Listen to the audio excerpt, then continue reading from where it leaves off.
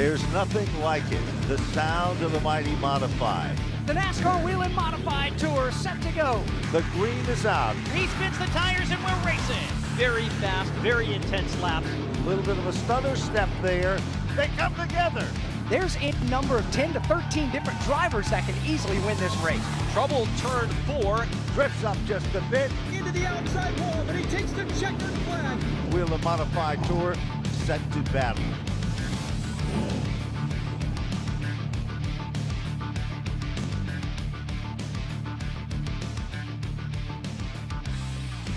When the half-mile Martinsville Speedway opened in 1947, the very first event was a modified race. Nearly 70 years later, the tradition continues as NASCAR's oldest division is set to tackle this historic oval. Welcome back to the Martinsville Speedway in Martinsville, Virginia. For tonight's Virginia is for Racing Lovers 200 for the NASCAR Whelen Modified Tour. Kyle Rickey joined by Bob Dillner on a cool but dry 53-degree night, a near 30-degree temperature drop from when these cars were last on track for qualifying yesterday. And Bob, how may that throw a wrench into these plans for the race teams here tonight? Well, it threw a lot of wrenches into this one here today. Yesterday was practice. It was warm. It was humid yesterday, and now cool temperatures. A new tire for the NASCAR Whelen Modified Tour for these teams. So there's a lot different, including myself in the booth with you instead of being on pit road yesterday. Bob Dillner coming upstairs here tonight with Ryan Flores, just coming off a NASCAR O'Reilly Auto Parts Series race as a crew member with Junior Motorsports, and will stay down on pit road here for us here this evening. You can see the sun out. Beautiful day, hardly a cloud in the sky here at the Martinsville Speedway, but that was not the case 24 hours ago. Today, a stark contrast to what it was yesterday. The rains came after qualifying yesterday and made things miserable. Teams waited for a long time. There was hope at one point, but Mother Nature just evaporated that hope in a hurry by pouring down tons of rain on the paperclip. And the teams had to do a lot of different things. Had to move the haulers out of the infield to prepare for the Cup Series coming into town. So it's a busy day today with the O'Reilly Auto Parts Series as well as the NASCAR Cup teams getting into Martinsville, getting ready for battle. But that was a very fast car there yesterday. Patrick Emmerling with his #1 machine. All of the scheduled on-track activity here was completed yesterday. 2 practice sessions led by Andy Seiss and Steven Kopsick, the first and second sessions. Qualifying took place about an hour or so before the rains came, and it was Patrick Emmerling picking up the pole position, his 6th career American Racer Pole Award here on the NASCAR Whelen Modified Tour. So Patrick going to lead the field to the green flag here coming up in just a little bit. This Martinsville Speedway, we talked about it a little bit ago. One of the most historic racetracks in the country, opened in 1947, the very first race here at this racetrack, a modified race won by NASCAR Hall of Famer Red Byron, and the modifieds took a little break for a few years, but they've been pretty steady here from the 60s all the way to 2026. This is one of the biggest races of the season for the NASCAR Whelen Modified Tour. I remember when my dad used to bring me down to Martinsville Speedway from Long Island, New York, which was our home in the late 80s. It was a thrill and a bucket list item for us as a family to come down. And all these teams feel that. And one of the biggest reasons is because the grandfather clock, the award, the trophy, if you will, to the winner at the end of the event. Everyone has this one circled on the calendar at the start of the season. And hoping to get that grandfather clock later this evening, Patrick Emmerling. His weekend got off to a good start yesterday in qualifying, and Bob was able to catch up with him trackside. The fastest in qualifying for the NASCAR Whelen Modified Tour event at Martinsville. I want to know, was this a little bit of a surprise based on where you were in practice, Patrick? It was one of the things. We had a really good car in practice. We had good speed. We had good long-run speed in particular. We were trying to work on how to get the American racer to fire, the right front specifically, and we kind of just picked the direction. It was either we thought it was going to be good, and yeah, it ended up being in the right direction. So the grandfather clock on the line today. Have you allowed yourself what it would be like to win at a prestigious place like Martinsville and get that clock? Yeah, I absolutely love it here. I mean, it's just an honor as us modified guys to come to tracks like this, and just absolutely love it. We had, and a lot of times I was here, we had good runs, good cars going. We always had speed. We just had a lot of tough luck here. So like last year, we were pretty close to in the hunt to win it. It would have been a race at the end, and then we had a car shut off. So we're just we're just gonna do the same thing. We just need things to go right and a little bit of luck on our side. We're good to go. Patrick and his crew chief, Dale Hedquist, they are hoping to take home the clock here tonight. 33-year-old from Orchard Park, New York, a 9-time winner here on the tour and looking to get to victory lane in 200 laps here tonight at the Martinsville Speedway as you get a look at a couple of the cars at the front of the grid getting ready to fire their engines here shortly for tonight's running of the Virginia is for Racing Lovers 200. We talked about this racetrack here in Martinsville, Virginia. Opened in 1947, just a shade over a half mile. It's a hybrid surface, concrete on the bottom of these corners, at least in the first couple of lanes on the inside. Asphalt the rest of the way around, and just 12 degrees of banking. Not a lot for these teams to work with, the drivers to work with. And this surface, as you mentioned, the combination of asphalt and concrete kind of definitely throws a little bit of a monkey wrench in for these teams. How do they hook up the race cars, especially with a modified? And I believe that it takes a lot of finesse, a lot of discipline, and a lot of people believe that this new tire with American Racer is really going to play into this race here today because of the finesse nature that it takes to steer a modified around this racetrack. Going to be fun to watch and see if we get long green flag runs and how that strategy will come into play here this evening. Remember, at the end of the NASCAR Whelen Modified Tour race here back in October, we actually had a bunch of cars running out of fuel in the closing laps of the event. Some of the teams just didn't hit it right as we get set to go trackside for the command to fire engines here tonight at the Martinsville Speedway in Virginia. Martinsville Speedway, please welcome Miss Virginia, Madison Whitbeck. She is here tonight to give the command to fire engines. Drivers, start your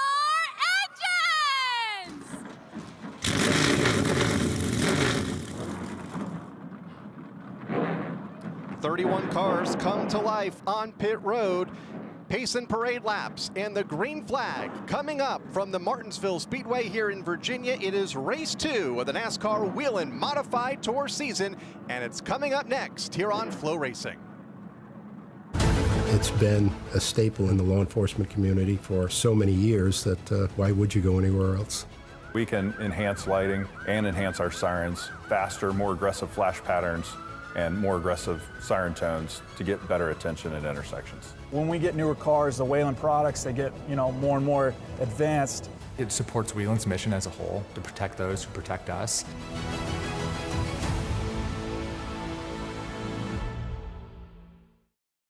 Didn't even think about that.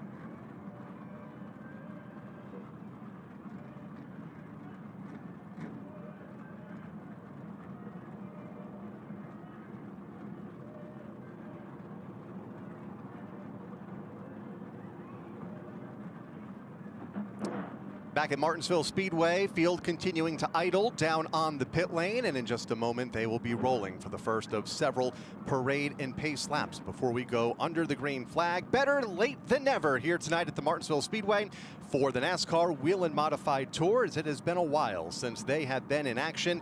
49 days to be exact since their season opener at the new Smyrna Speedway down in Florida. As we get a look at the front row, Patrick Emmerling to his outside. Danny Bone had a great qualifying effort here last evening, and we'll start alongside Emmerling on the front row. Yeah, Danny Bone looking forward to this race here today, and that number 25 machine owned by Mike Smith. And here's a look at the race analysis for the Virginia is for Racing Lovers 200. This race 200 laps, 4 tires in the pit area. But I think the key thing here is you can take those 2 tires each time you come down pit road. But I think that fuel window really, when we come down to it, is going to be a big factor in this race. All the teams tell me about 180 laps on that fuel window. So this is a 200 lap race. You do the math right there. There's going to be a lot of strategy involved here today. Of course, the number of caution flags could dictate that number, or at least fluctuate that number as this event continues. We get a look at some of the most recent winners. Justin Bonsignore going for 3 in a row here tonight, has won the last 2 trips here to the Martinsville Speedway in 2024 and 25. Ryan Priest, Corey LaJoie, also some of the more recent winners here for the modifieds at Martinsville. Cars begin to work away around the bottom of this half-mile oval now on the pace laps. Here's a look at the starting lineup. Patrick Emmerling and Danny Bone, mentioned just a moment ago, they will lead the field to the green flag. Row number 2, former NASCAR Whelen Modified Tour champion John McKennedy, and on the outside, coming off his first NASCAR O'Reilly Auto Parts Series race here at Martinsville, Luke Baldwin in the 7NY. Craig Lutz will go to the inside of row number 3, and former Martinsville winner Eric Goodale to his outside in the 3rd row. Starting 7th, he has never won at this racetrack, and he wants that grandfather clock. Ron Silk in the number 7 spot, and Andrew Moeller in 8th. Then it's going to be Teddy Hodgson and Justin Bonsignore to round out the top 10. Paulie Hartwig and Stephen Kopsick, who comes off a good run last week in an open modified show.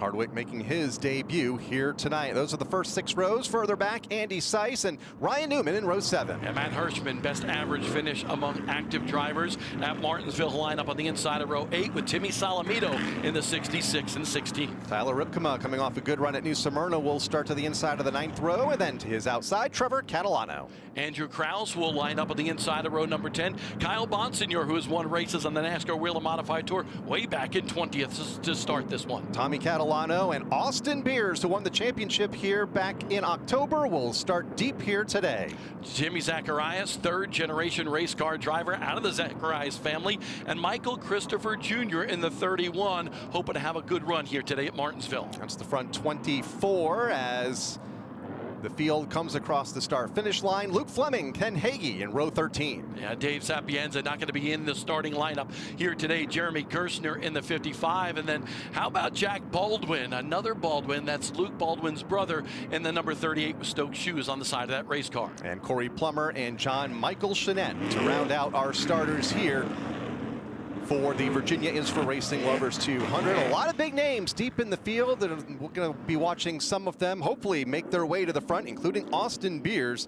Will start this one in the 22nd position. A big surprise in qualifying, and you saw him yesterday climb out of that race car. He was frustrated, but maybe that'll motivate him today. He tweeted out earlier, today's a new day. Let's go for the grandfather clock.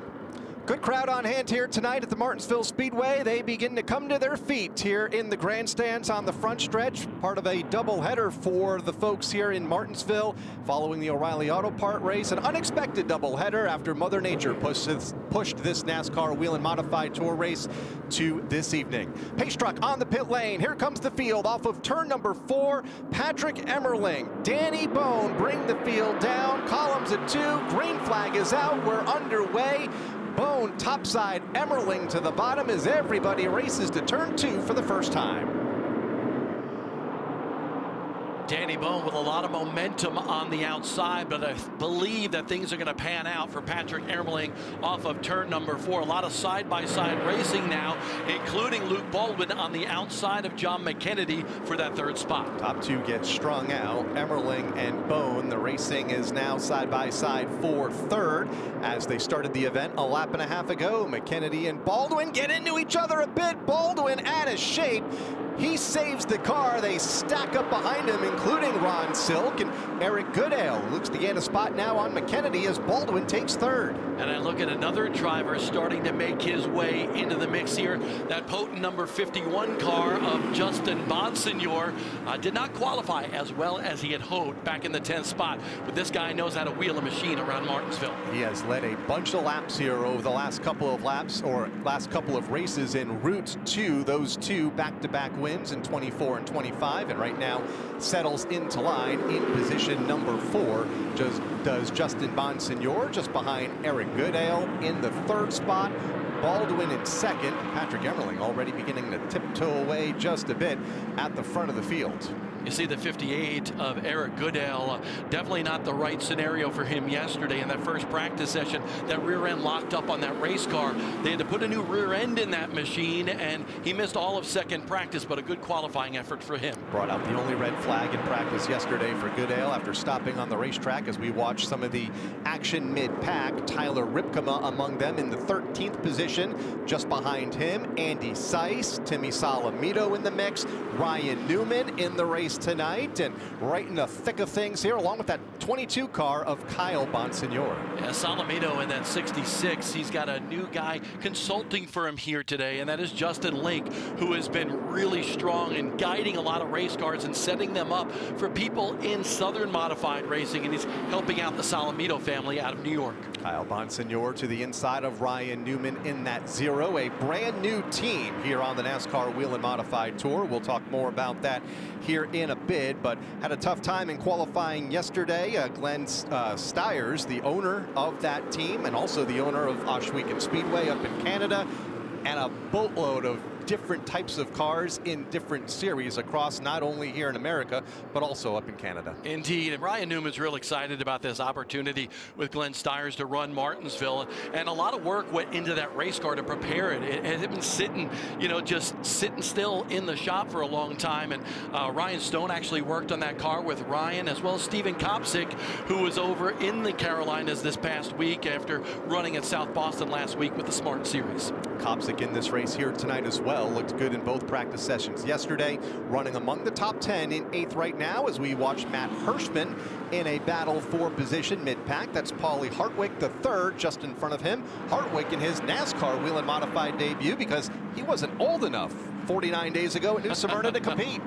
Turned 15 on February 25th. So now Paulie Hartwick III going after the Rookie of the Year honors with the NASCAR Whelen Modified Tour. The kid is flat out good. Won a Smart Series race at Hickory Motor Speedway, legendary track in North Carolina last year. And then, man, did he really run well at New Smyrna during the World Series competition. Grabbed himself a Tour Type Modified win and the Crate Modified Championship as well. Hartwick in that number 73 car, leading the pack of traffic into turn 3 on your screen, and has one of the best in the business behind him in Matt Hirschman. Again, this battle just a mid-pack out of the top 10, 11th, 12th, and Tyler Ripkema in that 3 car is 13th in Old Blue.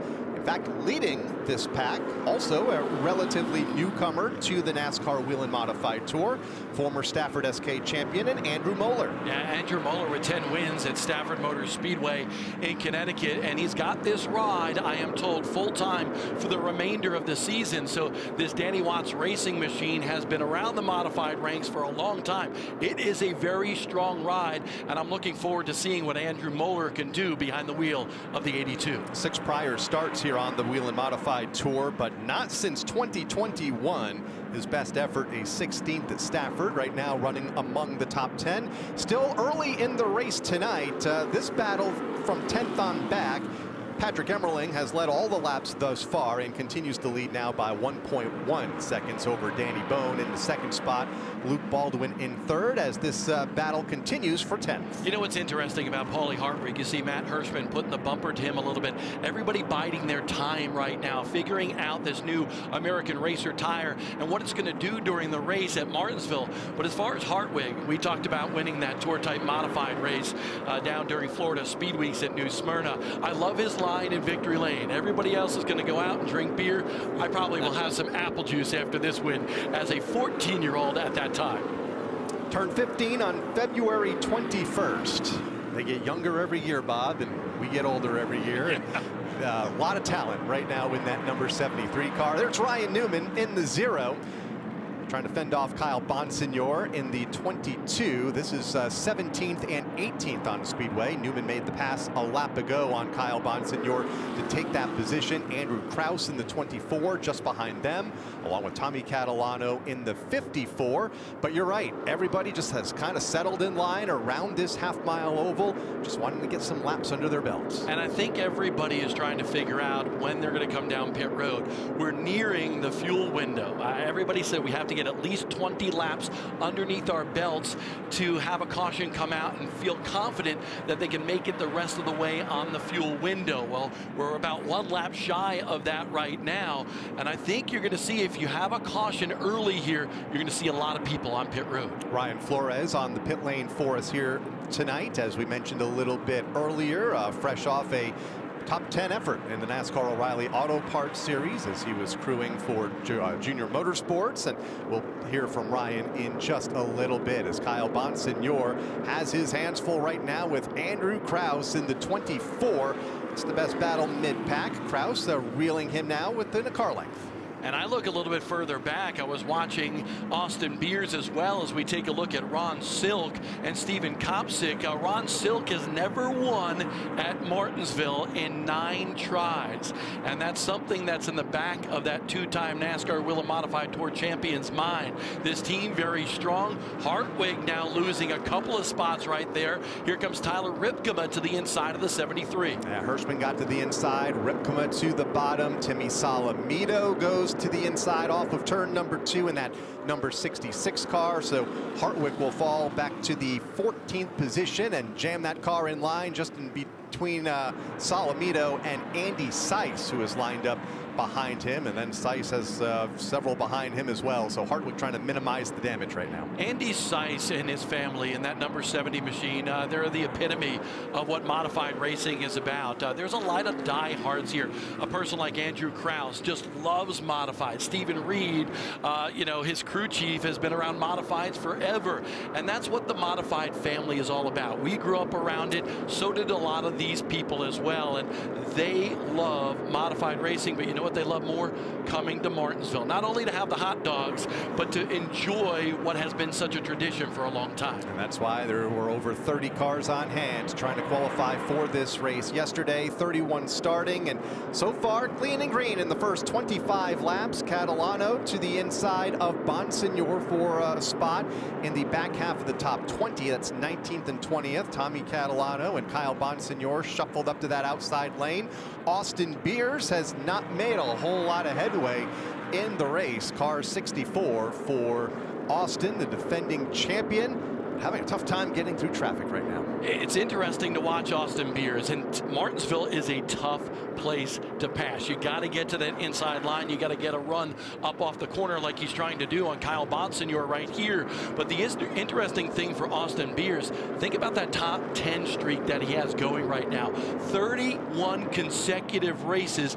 This kid, a chip off the old block. His dad, Eric, was so good for so many years, and Austin Beers hoping to continue that top 10 streak in tour races today at Martinsville. Has not finished outside of the top 10 since a 26th place effort at the Richmond Raceway back in 2024. That's why he was the champion last year. Consistency pays, and trying to get back to that consistent form here tonight for Austin, and has a long way to get there. 21st right now, but a long way to go. 170 laps to go when they get back to the start finish line. But as we say that, it's about to lose a spot. Here comes the 31 to the inside. Michael Christopher Jr. going to run the full season here in 2026. Goes to the inside, but there you see some of the numbers on Beers. Yeah, Beers is just a natural talent behind the wheel of a modified. Had a great opportunity in the Race for the Seat program as well, and did well in that program. This kid is going places. I know Dale Jr. has talked about him in the past. The kid has so much talent, and as I was mentioning, his dad, Eric Beers, was such a good modified racer for such a long time. This kid was a student of the game. I remember him as a young top just coming to the racetrack, watching his dad, absorbing everything, learning everything, and and that's why he is now so good behind the 64 car. Ron Juhas really doing a good job at making sure this car is right for Austin each and every race. Ron Juhas, a former driver in his own right here on the NASCAR Whelen Modified Tour, helped guide Austin to the championship a year ago, but right now Austin just hanging on to the top 22. Lost the 21st position last time, or I guess 2 laps ago now, to Michael Christopher Jr. in the 31. Christopher in turn reeling in Kyle Bonsignor in the 22. All of this action about 12 seconds behind Patrick Emmerling, who has led all the laps thus far, continues to lead and continues to open it up. 1.3 seconds back to Danny Bone, but keeping an eye on Michael Christopher. About to dive to the inside of Kyle Bonsignor. Christopher, another driver that has come out of the Stafford Speedway up in Connecticut, runner-up last couple of years in the SK Modified Championship run, and be nice to see him full-time here on the Tour in 2026. It is exciting to see him get this opportunity. Think about it. This is only his 11th career NASCAR Whelen Modified Tour start. He's got that victory, but he has an opportunity this year to do something that he's never done before, and that's run for a championship. This is a good team. Matt Hirschman behind the wheel of that car last year, and Michael Christopher Jr. I saw his dad, Mike Christopher, yesterday. We got a caution on the racetrack. Caution is out for a solo spin off of turn number 4. It looks like Ken Hagee in that number 18 car, the 58-year-old from Calverton, New York. Loops it off of turn number 4, trying to get it righted, but there's a lot of traffic coming to his outside right now. But once the track is clear, he will catch up to the tail end of the field. Minimal, if any, damage for Ken Hagee, a long-time Tour veteran. At my home track as well, a modified veteran, a winner at Riverhead Raceway in Long Island, New York. And Ken Hagee, again, one of those drivers that you could say is the epitome of the NASCAR Whelen Modified Tour. Comes out to all these races, doesn't necessarily expect to win, but wants a good top 10 run. Maybe he could break into the top 5, and they pour a lot of effort into that 18 machine. The Whelen caution lights are on. Whelen, the official warning lights of NASCAR, trusted to protect first responders. And it looks like there might have been a little help for the 18 to go around, and I believe that was Craig Lutz in the 46 who had to start at the rear end of the field here today. So that puts us under the caution flag for the first time after 36 green flag laps. To open up tonight's Virginia is for Racing Lovers 200 for the NASCAR Whelen Modified Tour. These races, we've seen them go with minimal yellows. We've also seen some rough and tumble events, and you were talking about pit stop strategy a moment ago. Well, pit road is open, and here come all of the leaders making that left-hand turn to the bottom. This is exactly what Patrick Emmerling's crew chief, Dale Hedquist, told me he was going to do. If he gets, within over 20 laps in this race, they were coming down pit road. They were going to fuel up that car, maybe change one set of tires. But I believe that number 1 team with Dale Hedquist and Patrick Emmerling think they can go the rest of the distance on just 2 tires. They're not going to take the full allotment if they stick to their plan. But right now, just fueling that race car. Patrick Emmerling not taking tires. You can see the same with Kopsick behind him. Matt Hirschman the same just in front of them in that 60 car. Emmerling the first car down and away as everybody else tries to get out of their pit stall and avoid contact on the pit lane as they make their way out onto the racetrack. It looks like one of the big gainers, Stephen Kopsick, in the 21 car, gained a few spots on pit road and comes off as second, as we'll reset the field for you in just a moment as everybody slots into their restart line on the backstretch, unless they, of course, elect to come back in on the pit lane, because they can come back in now and take tires. And that's the unique rule with the NASCAR Whelen Modified Tour. You can come down, you can take fuel, and then you can come back down, take a set of tires. If you want all 4 tires in one caution period, you can come down for a 3rd time and take those tires as well. So it's a safety rule that the NASCAR Whelen Modified Tour does. Save some teams some money as well. Kyle Bonsignor among those coming back on the pit lane. We'll reset the field for you when we come back to the Martinsville Speedway.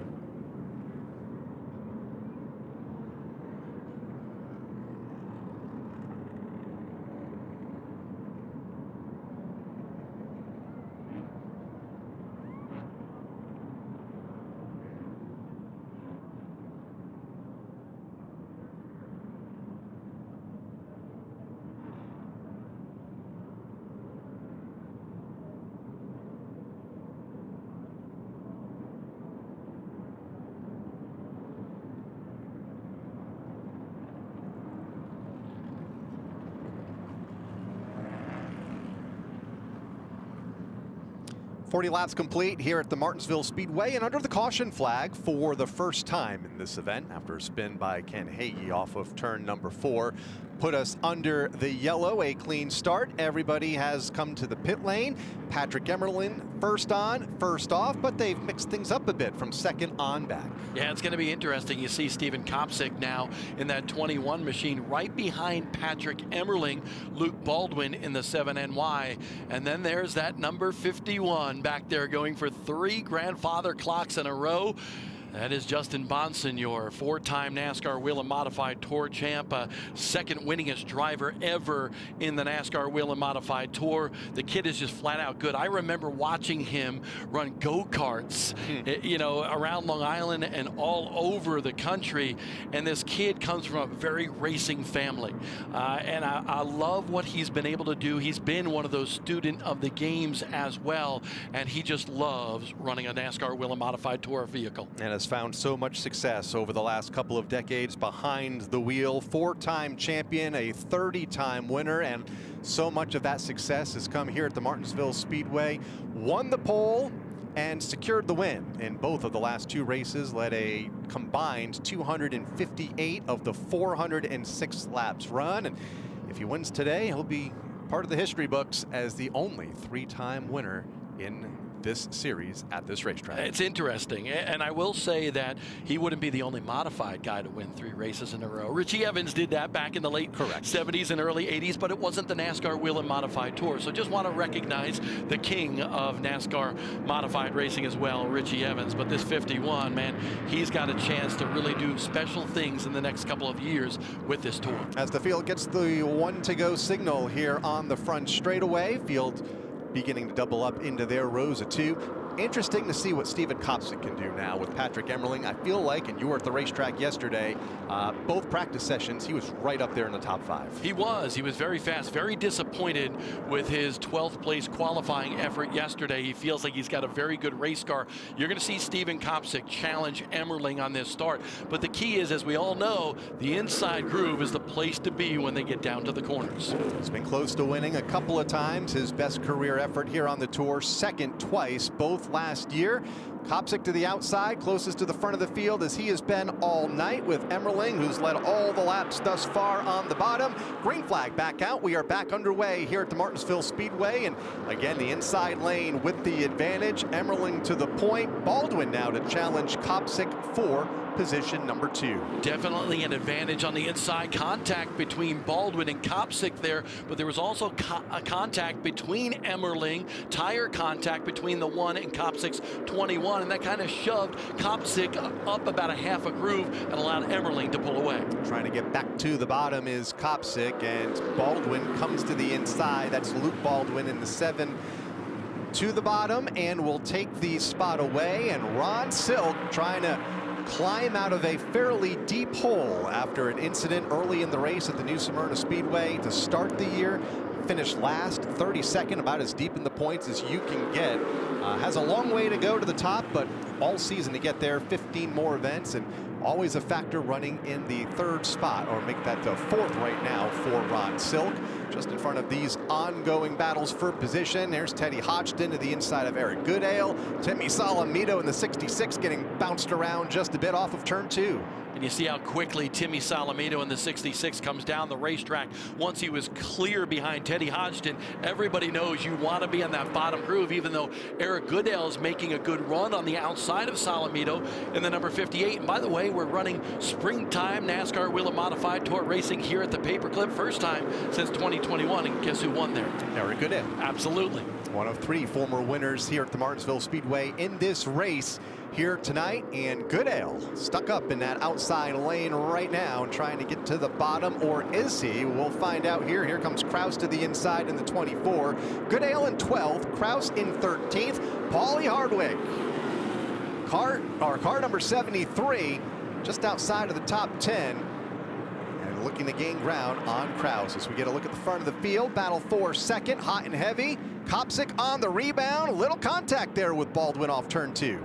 I think Kopsick a little frustrated with Baldwin right now, pulling double duty here today at Martinsville with the NASCAR Whelen Modified Tour. He got his first start in the NASCAR O'Reilly Auto Parts Series just a little while ago here at Martinsville. Contact once again. Baldwin goes way up the racetrack and open up the door for Ron Silk. Ron Silk says, thank you very much. I'll go to the inside and bypass you both. Baldwin's going to lose a couple of spots as Justin Bonsignor goes to the inside, and now he's being challenged by Matt Hirschman for position as Silk and Kopsick are still side by side for position number 2, and this is allowing Patrick Emmerling to just pull away.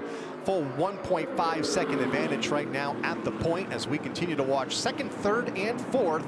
Bonsignor to the inside of Kopsick now as Silk now gets about a car length or so advantage over this battle for third. Yeah, Bonsignor going to be able to pull the position on Stephen Kopsick. Kopsick got to settle in. He has a shot here today with a very good race car. But the car out in front of the 51 right now, Ron Silk, you know the old adage or old phrase, silky smooth. That explains Ron Silk to a T. He's not a boisterous guy. He really does his business inside the race car. Phil Moran, one of the best modified crew chiefs in the business.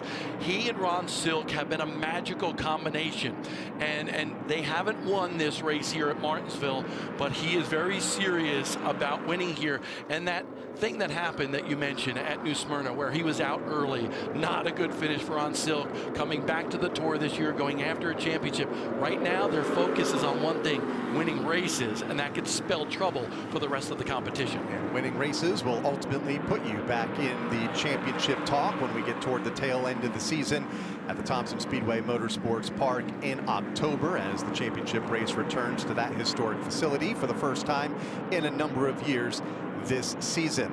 Here's Eric Goodale in a race for position mid-pack with Trevor Catalano. Goodale able to make the pass up the back straightaway just a moment ago. That's just outside of the top 10.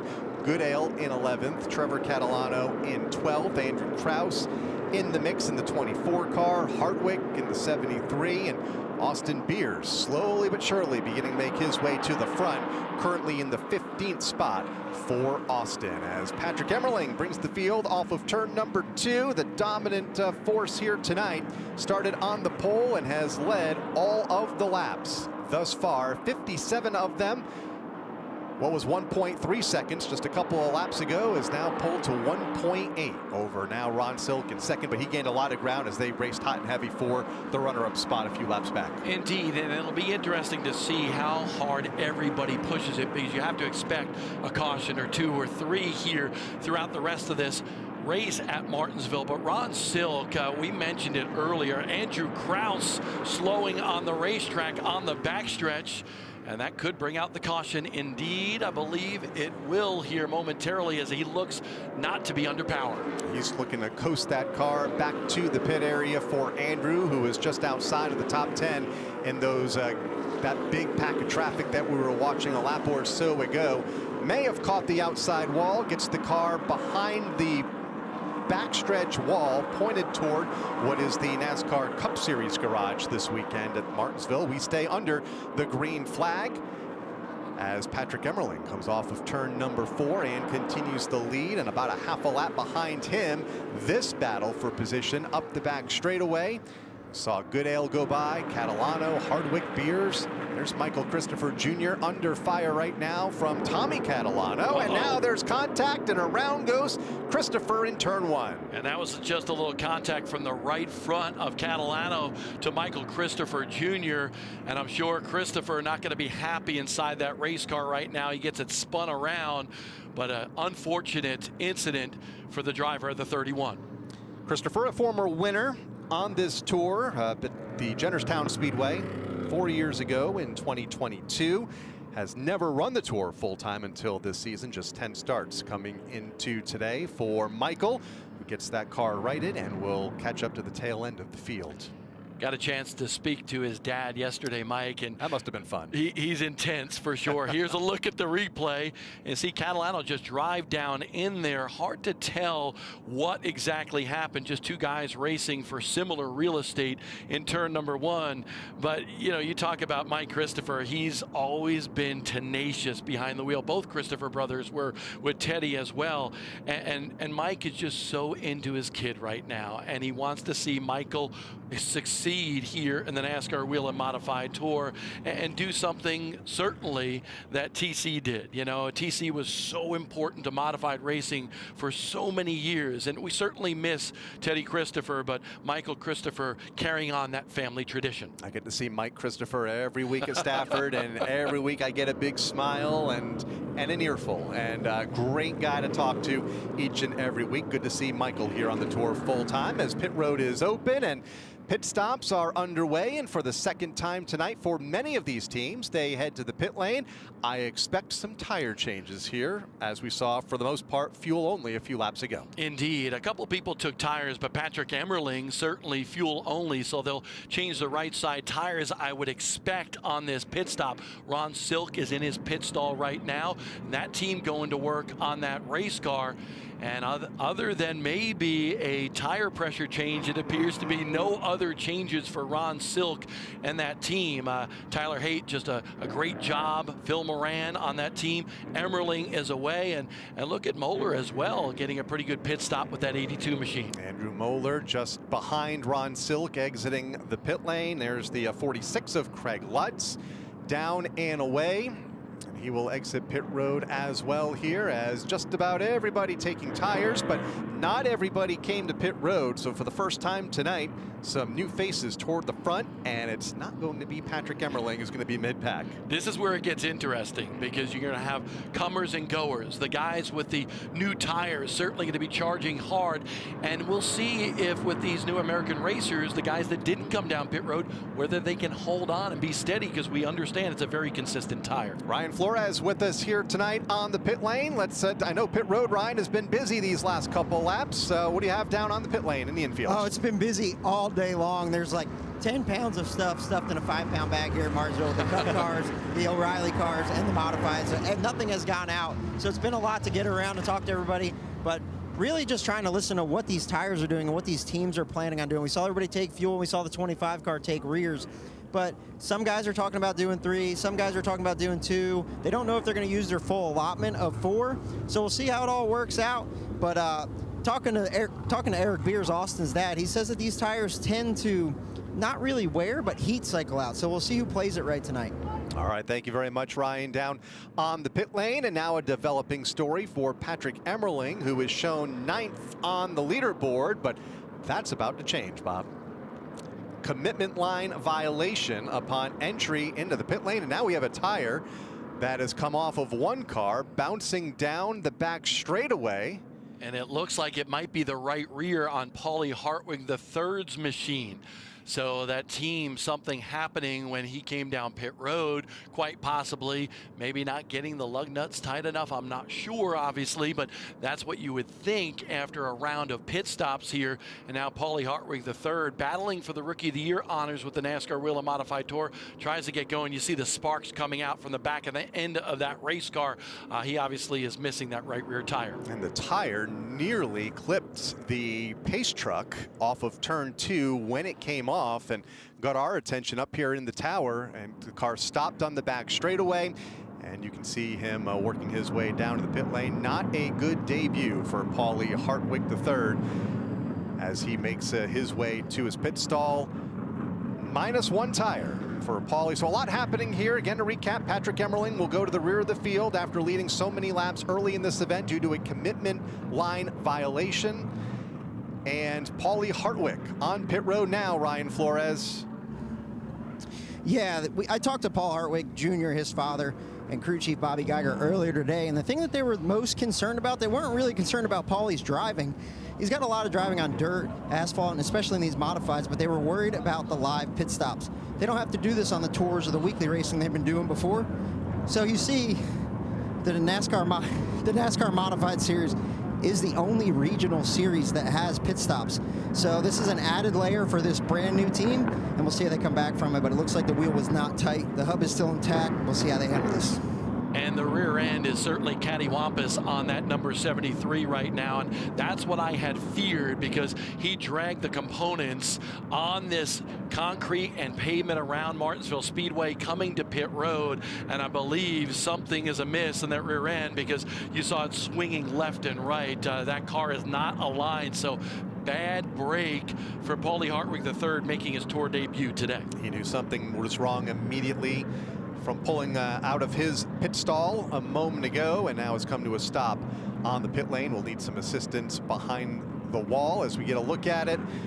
Right there off of turn number 2, just as he exited the pit lane and re-entered the backstretch, the tire comes off, bounces off the outside wall, and goes bouncing down the backstretch. And usually when you see something like that, you saw the hub was intact. It could have been some loose lug nuts and Paulie trying to get off a pit road, and it just snapped. And that's unfortunate for Paulie Hartwig. His dad, his mom, they pour their hearts into their son's career. Remember, Paul Hartwig Jr., he retired last year down at New Smyrna Speedway to put the full spotlight on his son. This kid's going to be good.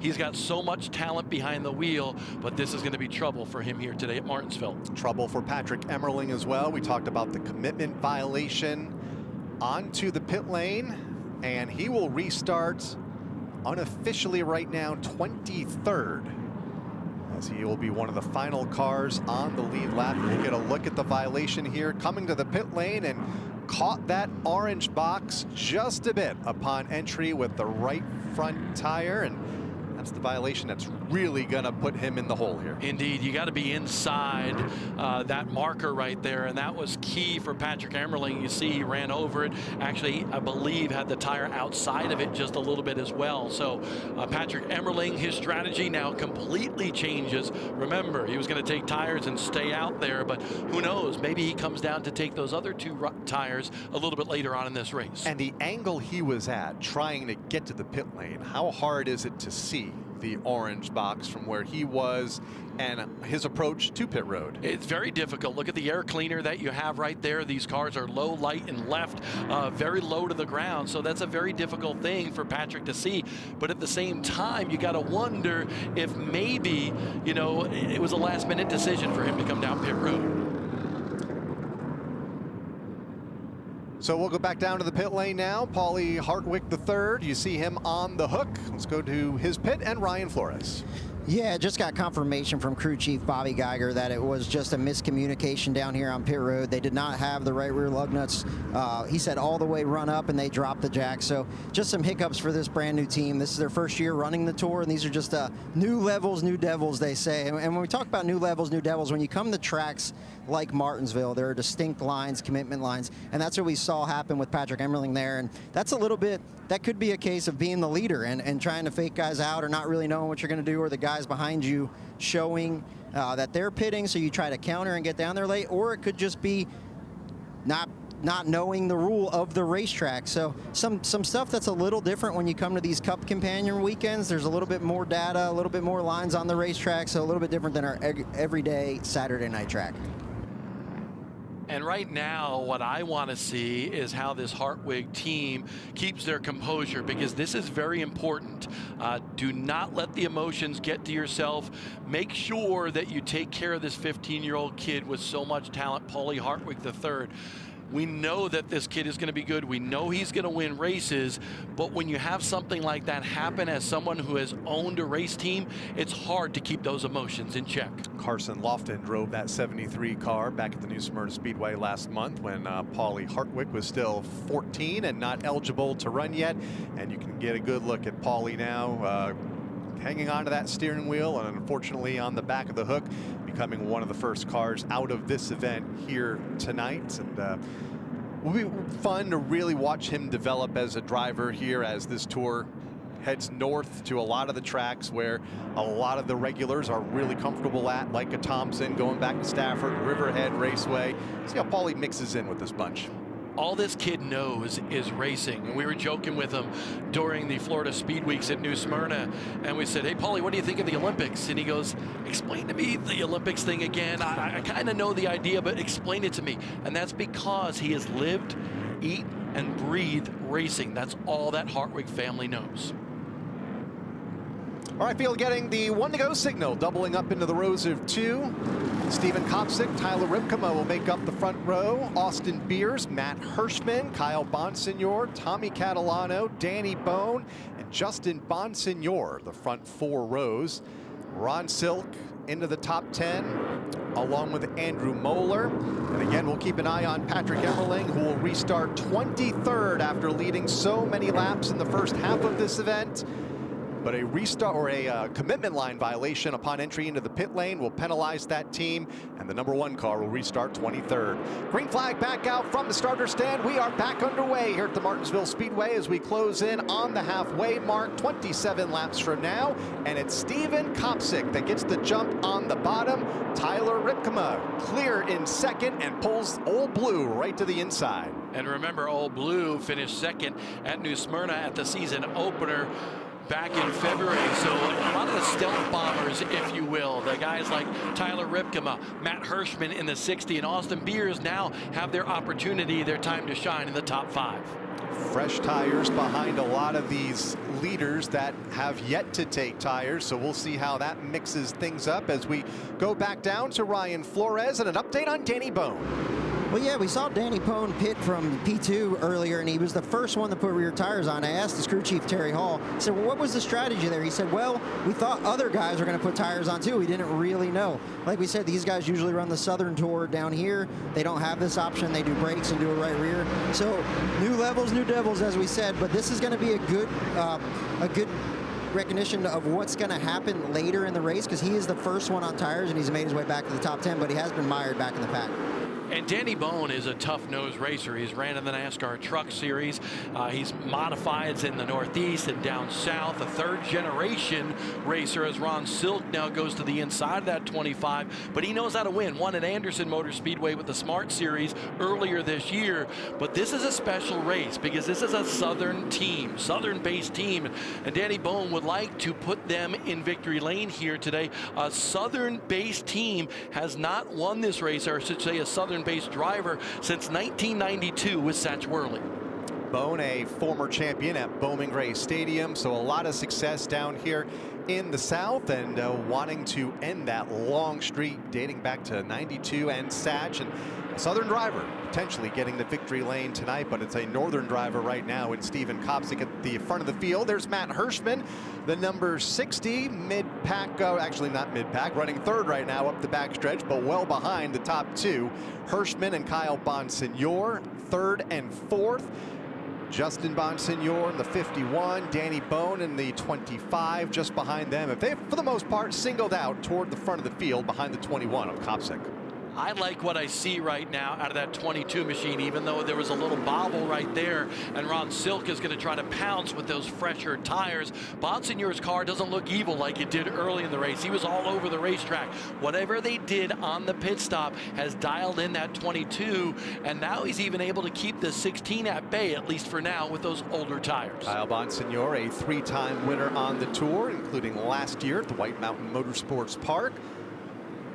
Just into the top 5 right now, and trying to fend off one of the best in Ron Silk, who has a lot to prove here tonight, wanting to get to victory lane for the first time here at Martinsville. And then you have Justin Bonsignor just behind him, trying to make history and becoming the first 3-time consecutive winner in car number 51. So great race for position for 4th, 5th, and 6th now as they go back to turn number 1. And Bonsignor is smart. He's making Silk do all the hard work, open up the door, and he's just following that silver number 16. So Bonsignor is so mature behind the wheel of a race car. He has really taken to these modifieds from Riverhead Raceway, a bull ring, a quarter mile. Now he can run and win anywhere with the NASCAR Whelen Modified Tour. Justin getting out of shape a moment ago, but able to follow Ron Silk to the inside of Justin's cousin, Kyle Bonsignor. Now both of them work over Matt Hirschman for the third spot. This is 1.5 seconds behind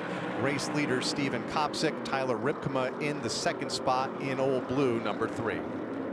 Hirschman, Silk, Emmerling now. We're going to watch him try to come back through the field after that commitment cone violation. So he's got a lot of work ahead of him if he's to get back in contention for this win. Let's get more from his pit and Ryan.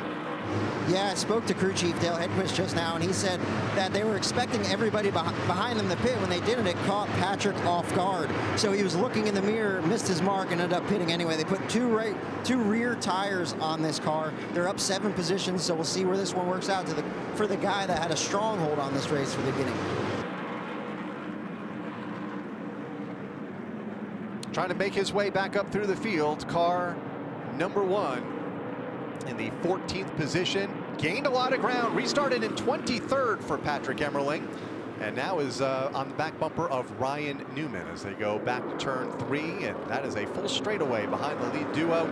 Steven Kopsick in the 21, Tyler Ripkema in the 3, then a bit of a gap back to Ron Silk, but this battle for the lead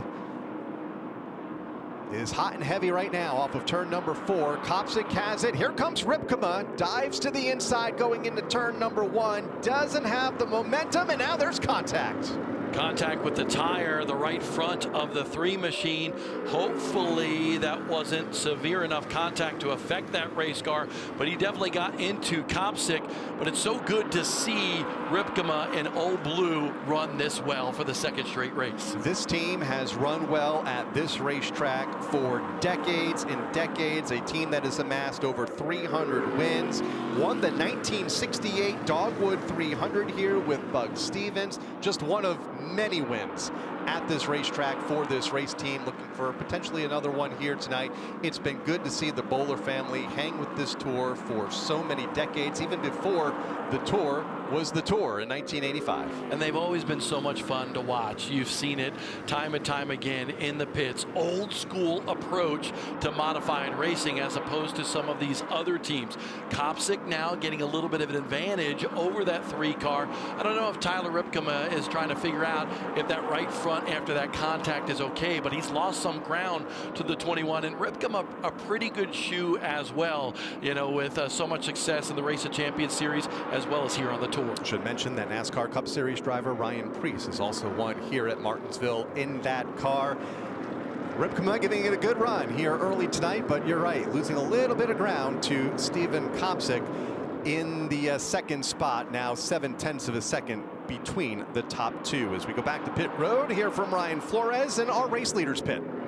Hey, Kyle and Bob, I caught up with Steven Kopsick earlier today, and I said, man, you led the last practice. What happened in qualifying? He said, dude, my car is bad fast. I just missed it in qualifying. So he was really optimistic about tonight. And then I also caught up with Ronnie Silk right after that, and I said, Ron, you've never won here. Your numbers aren't great. He said, I should have won here back when I was driving for Eddie Partridge in the 6 car, but we broke a rear end. And every year I've come here, I've had to worry about winning the championship. So he's going for it tonight. Talked to Tyler Haight, his car owner, earlier in the week. He also told me, Tyler Haight, that he was the fastest tire changer on pit road, but that's yet to be determined. But with their deficit coming out of New Smyrna, they said that they were just going to try to win everything because that was the race with the most cars at it. So that 37 points deficit, they said if they win every race, it'll take care of itself. 32nd at New Smyrna Speedway to open up the season for Ron. 37 points back, so you get a good look at Ron Silk now running in 3rd and trying to begin that climb out of the deep part of the championship standings and potentially in title contention. Still a long way to go. This is just race 2 of 16 here this season for Ron Silk, but if anybody can do it, it's Ron. And I like what I see out of that 16 car right now. A little loose coming off the corner there. You saw Ron's hands on the wheels. Thank you to wearing white gloves. Allows us to understand what that car is doing, but he's just trying to get to the top spot, trying to knock off the 3 machine of Ripkema right now for 2nd. But I believe that that car will go anywhere where Ron Silk wants it. Look at the drive that he's got up off the corner. And like Ryan said a moment ago, 37 points back in the grand scheme of things. they're still fairly tight. He can gain a bunch of ground tonight with a win. There's a bunch of races here, and you know, you're going to have a mulligan at some point during the season. You're going to see Justin Bonsignor and all the other title contenders as well.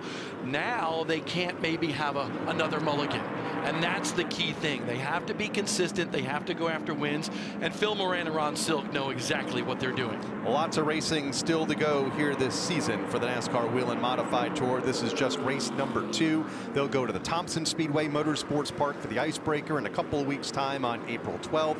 Oxford Plains Speedway on May 2nd, and on down the line through a very busy summer for the tour up in the Northeast, and plenty of time for Ron Silk to get back into this one. It's old school NASCAR Whelen Modified Tour racing. Oxford back on the schedule. Stafford. I mean, it's exciting to be part of the tour this year, especially with all the money up for grabs. And a champion to be crowned at Thompson.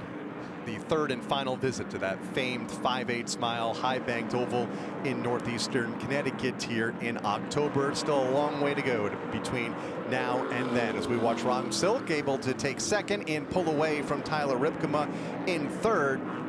Interval still about the same between the top two, 1.8 seconds. Stephen Kopsick over Silk, then it's Ripkema.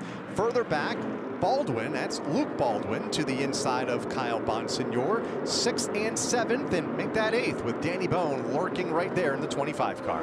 Luke Baldwin is such a talented race car driver, just 19 years old. One of the young guns, if you will, in modified racing. And, you know, his dad, Tommy Baldwin, a Daytona 500 winning crew chief, and his granddad, the Tiger Tom Baldwin, so good, former winner here a couple of times at Martinsville Speedway. So this place is special to the Baldwin family, and I know Luke really wants to run well today. Just outside of the top 5 right now for Luke in position number 6. Baldwin, just 19 years of age, from Mooresville, North Carolina. Tonight, his 17th start here on the NASCAR Whelen Modified Tour. Finished second at the North Wilkesboro Speedway last year. Up front, Stephen Kopsick out at the front of the field. Car number 21 from Newtown, Connecticut. Still looking for that first Modified Tour win, although this is just race 23 for this young driver who has found so much success on and off the racetrack in all forms of modified racing. Yeah, Spring Sizzler winner. That was a big one for Stephen Kopsick, and Patrick Emmerling continues his quest to make his way through the field. But in terms of Kopsick, we know how talented he is. It's just a matter of time before he gets that victory. Could it come today? Certainly. Last week finished second in the King of the Modifieds at South Boston Speedway. But Kopsick, you know, kind of cut his teeth there at Stafford in the SK modified ranks. Did so well moving to the tour type modifieds. The kid is one of those younger generation drivers, like we've seen that generation swing many times in modified racing. I believe we're starting to see one here as well. A lot of success in SK light modified racing up in the Northeast, SK modified racing as a crew chief, as a setup guy. Now finding some success as a driver here on the NASCAR Whelen Modified Tours. He is about to close in on the tail end of the field, including Luke Fleming, who is the next car about to go a lap down as we watch the battle for 4th. Matt Hirschman making a complete focus on the NASCAR Whelen Modified Tour this year. Did not run the entire modified schedule down at Florida Speed Weeks at New Smyrna. He ran the NASCAR Whelen Modified Tour event. He skipped the King of the Modifieds last week at South Boston, and that's because they have one car. They're focused, this PD Motorsports team, on winning this title, and I think that that's something in the back of Matt Hirschman's mind. Everybody will tell you, I don't think there's anybody better in modified racing over the last couple of decades. But the lack of a title on the NASCAR Whelen Modified Tour, I believe, at this juncture of his career, is certainly weighing on Matt Hirschman. His dad, a 5-time Tour-type modified champion with the NASCAR ranks. So I believe that's something that he's concentrating on, and I've never seen Matt Hirschman more focused. Looking for that first Tour championship, has his hands full with a driver that has won several of them in Justin Bonsignor, who goes to the inside and will pass Matt Hirschman, who has finished second here at Martinsville Speedway 3 times, 2008, 2022, 2024, and led several laps here last fall for Matt Hirschman. Let's hear more from the driver that just passed Matt a moment ago for the 4th spot. That's Justin Bonsignor, Ryan Flores. Yeah, earlier in the week, I talked to Justin's crew chief, Ryan Stone, and I said, when Justin got out of the car in Victory Lane in New Smyrna, he mentioned that you guys have been hard on the pit crew and wanting to get better. And Ryan said, yeah, you know, we just felt like we were resting on our laurels. We've had so much success. We've won 4 championships, and we lost by 8 points. Think about 8 points over the course of the season. That could be one bad pit stop. So he felt like everybody was a little too comfortable. So a couple hard conversations to make sure everybody was still bought in. And he feels like this 51 team is as strong as they've ever been. Change up front, a lap ago. Thank you, Ryan, on the pit lane. Ron Silk to the front of the field for the first time here tonight over Steven Kopsick. Made the pass off of turn 2 and up the back straightaway about a lap and a half ago. And new race leader from mid-pack to the front for Ron. And I don't think this is just a difference in tires because Ron Silk's car is just really, really good. You look at Justin Bonsignor, who also changed tires. He's in 4th. He's not been able to follow that 16 to the front of the field. So interesting to see the difference between Bonsignor and what he's been able to do with those tires as well as 6. So I don't think it comes down to just fresher tires in this case. Ron had his hands full a lap ago, sawing at the wheel off of turn number 4, trying to break away from Kopsick in 2nd. You mentioned Justin Bonsignor, still 4th among the top 5, but 3.7 seconds back as the race leaders are really strung out right now. Silk out front by 2/10, and you see it on your screen right there. That equates to about 4 car lengths on the racetrack. Back to Kopsick in 2nd, Ripkema in 3rd, unchallenged in that spot. He is all by himself in Old Blue. Then it's Justin Bonsignor and Luke Baldwin, 4.3 seconds behind race leader Ron Silk right now. Baldwin in that 5th spot. 81 laps to go in this one. The complexion of this race can certainly change. And there's Teddy Hodgson, one of the Rookie of the Year competitors, challengers, if you will, in the NASCAR Whelen Modified Tour. This guy, a former SK Light champion at Stafford Motor Speedway. Just a darn good kid. Great family as well because his dad's a crew chief on this car. And remember, they ran at Martinsville last year and had a good run, you know, approaching that top 5, and then obviously had, you know, everything just kind of fall apart at the end of the race on how that race played out. But Hodgson is a talented race car driver. We've seen him run well in Tour Type Modified racing during speed weeks at New Smyrna, Stafford, you name it. This kid's got a lot of talent. Nearly got a top 10 at the New Smyrna Speedway last month, finished in the 11th position. Right now, mid-pack has his hands full with Timmy Solomito. That's 13th and 14th. Solomito in the 66, but Teddy has really matured as a driver the last few years, picked up that SK Light Modified Championship at the Stafford Speedway. Found a little success in SKs, but has really shined in Tour Type Modified racing, running some select starts the last couple of seasons. And sometimes that extra power, depending on your driving prowess, just helps out a little bit. We know it has for Patrick Emmerling as well.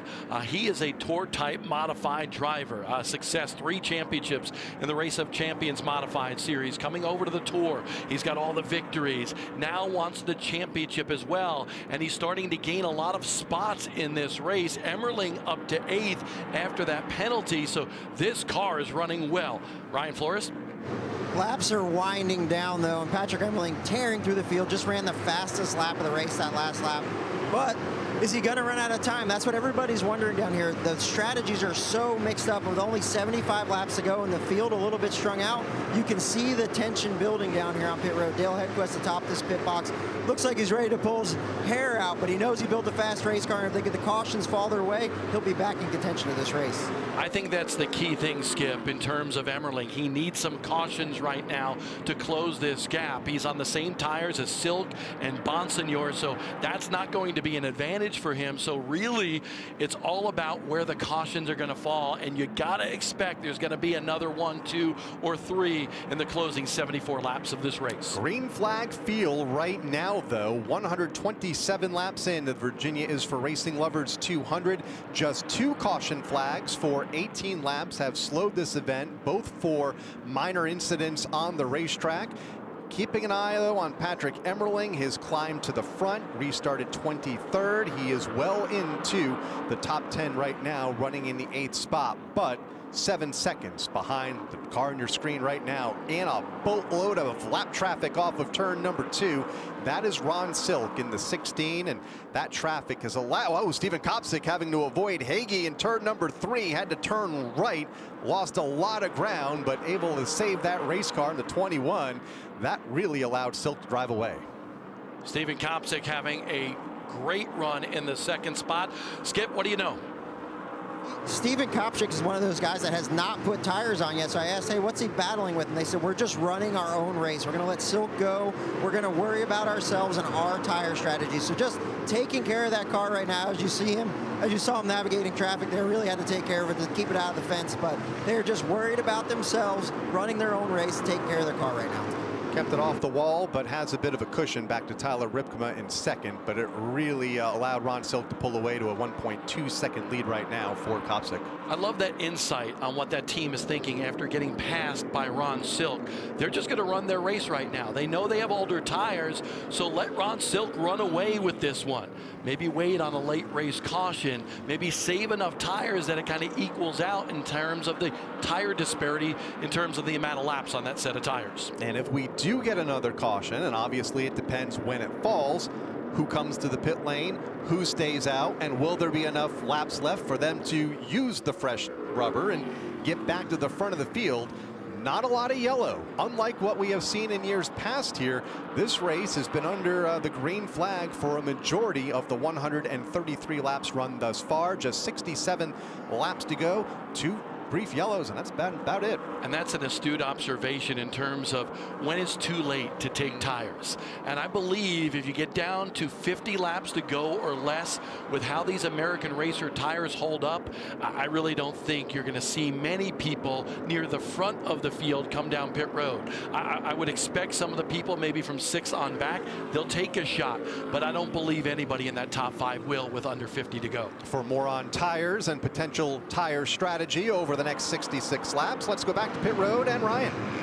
Yeah, Bob, these teams are definitely getting smarter with the tires. I've been walking around trying to see who had stickers left in their box, but nobody does, because most of these teams have put a heat cycle on their change tires. They went out, run a lap or 2 really slow to just knock the new off of this. This is something you would never see with the Hoosiers that we ran last year. So the teams, even though we're 1 race in, are starting to learn more about these American racers. And these American Racer tires are constructed definitely different than what we've seen in the past, but the teams are beginning to understand them. They don't pick up a lot of the rubber that you normally see in a lot of races across America in terms of short track racing. So they stay nice and clean. And it's a little bit of an adjustment in terms of the fact that these don't really drop off like some of the other tires these teams have experienced in the past. So slight adjustments, but you know, Skippy's right. You know, these teams are learning them in a hurry. That was the one common response that we got following the race at New Smyrna Speedway, is there wasn't a lot of fall off, and seems to be the same here tonight as Zacharias goes a lap down in the 71. You know what's interesting, you take a look at those tires and you see the wear indicators, those holes across the plane of the tire. I talked to a lot of crew chiefs and they say you can put 50, 75 laps and those wear indicators just do not go off these tires. Getting a look at the indicators there on the right side of your screen as Ron Silk puts a lap on the 82 of Andrew Moeller on the left side of your screen. Moeller in the 22nd position. All of this lap traffic has not really allowed Stephen Kopsick to gain much ground. Still 1.4 seconds. Say that, now 1.1 seconds between the top 2, but Stephen now has to work through a lot of that same lap traffic as he exits the back straightaway and races into turn number 3 for Ron Silk. Bob, you surprised that we've been cleaning green for much of this event as we get a look at battle just into the top 5 with Bonsignor in the 51 and Danny Bone in the 25. I hope it's not the calm before the storm. That's what I'm hoping right now. But Danny Bone bringing the storm on Justin Bonsignor. Look at Bone run really well here in the NASCAR Whelen Modified Tour, only with a handful of starts in his career, but he now moves into the top 5. And as we mentioned, this is a Southern-based team. Most of the members in this team have been together for 16, 17 years. Some from Stewart, Virginia, some from Mount Airy, North North Carolina, but this team is part of the fabric of Southern Modified Racing. They come in kind of as an invader, if you will. Started on the outside of the front row. Skip was talking about how they had to learn what tires they needed to take, what changes they needed to take in terms of taking 2 tires versus the one they're allowed on the Smart Series. And now Danny Bone is conquering things, moving further up the field. I'd be interested to see what Danny Bone would be able to do if we get a caution here in the last 50 laps of this race. Danny Bone out of Freehold, New Jersey, just 6 starts on the tour coming into tonight. Has run well in the past, had a top 10 effort at the Langley Speedway back in 2017, and right now looking to up that stat here, running in the top 5, bypassing multi-time champion Justin Bonsignor. Now there's Patrick Emmerling. His claw to the front continues. Car number 1 closing in on Bonsignor for 6. He bypassed Kyle Bonsignor just a couple of laps ago for that 7th spot. Yeah, Silk able to be so smooth on the outside, although he struggles a little bit getting by Jack Baldwin. Just as I say that, Baldwin, by the way, making his first start. Ken Hagee goes around again in the 18 car. Second incident of the night for Ken Hagee, this time off of turn number 2, where incident number 1 about 100 laps ago was off of turn number 4 for Ken. Well, guess what? We're just outside that lap 50 cutoff that I was talking about in terms of if somebody like Patrick Emmerling wants to come down pit road. He finds himself the number 1 car in 7th right now. So I'm sure Dale Hedquist kind of wondering what he should do as we look at what happened to the 18 car. Around he goes off of turn number 2. Not sure if something broke or if he was just reacting to some of the traffic around him. Car number 18. It has looked like several times that 18 car has not been able to turn in the corners. And that's been a difficult thing in that car, tight condition, if you will. So that team will address that car. But now we wonder what's going to happen in terms of pit stops, potential ones coming up.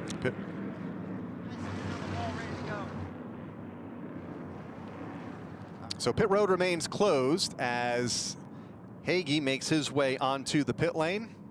They'll work at the right front corner of that car as we go down to Ryan Flores. Ryan, what do we anticipate here? A lot of teams on pit wall with tires in hand, so I anticipate at least all these leaders that come down and put 1 or 2 tires on these cars. Some of them even talking about doing 3, both right sides and a left rear, so it's going to be a mixed bag here to finish this race at Martinsville. And some of the teams on that initial pit stop only took fuel, so those teams have the opportunity to change those 3 tires, if you will, the 2 right sides as well as, you know, the left rear on those race cars, but they'll have to do so in 2 separate pit stops. 2 tires per stop is the rule here on the NASCAR Whelen Modified Tour, or per trip down the pit lane, which is why we often see the cars make multiple trips down pit road over the course of a single caution flag. Pit's still closed, red light on over there in turn number 3. And once the field is gathered, and it looks like it is as they bypass us here on the front straightaway, we should see pit road open here shortly as laps continue to wind down and getting into the final quarter of this event. Just the 3rd caution of the race.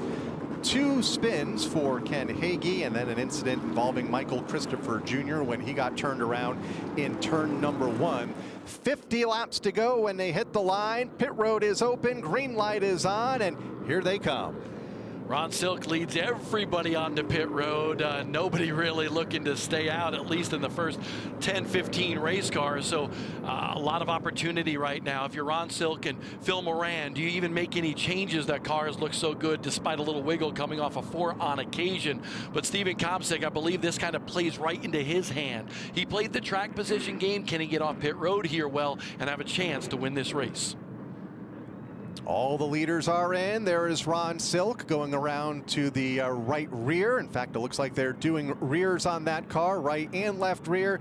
Same thing for Steven Kopsik on the right side of your screen. We'll see who's first off the pit lane. As it is tight, as everybody battling for room on pit road, getting in and out of their pit stalls. Steven Kopsik first. Off the pit lane, Ron Silk, Patrick Emerlin in third, Baldwin fourth, Ripkema in fifth as we go to Ryan Flores.